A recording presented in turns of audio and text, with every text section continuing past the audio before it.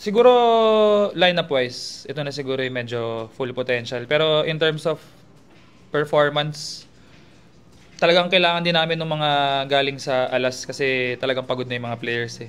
So kasama na rin talaga yung pag-manage.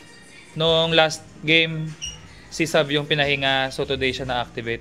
So puro ganoon na lang talaga yung pag-manage para mairaos yung conference.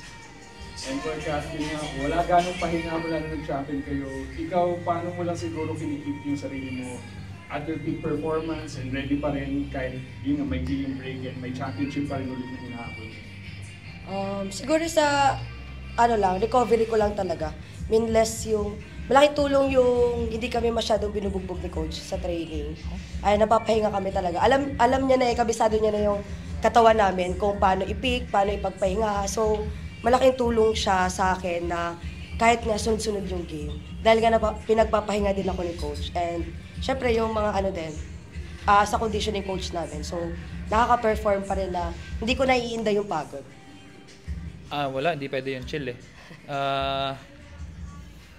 Hindi masyadong malayo yung tingin.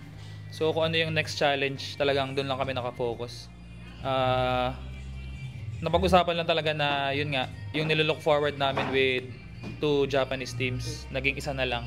So at least medyo mabawasan yung i-anticipate namin na talagang mahirap na laro. Although mahirap pa rin lahat, pero at least yung isang Japanese team na lang.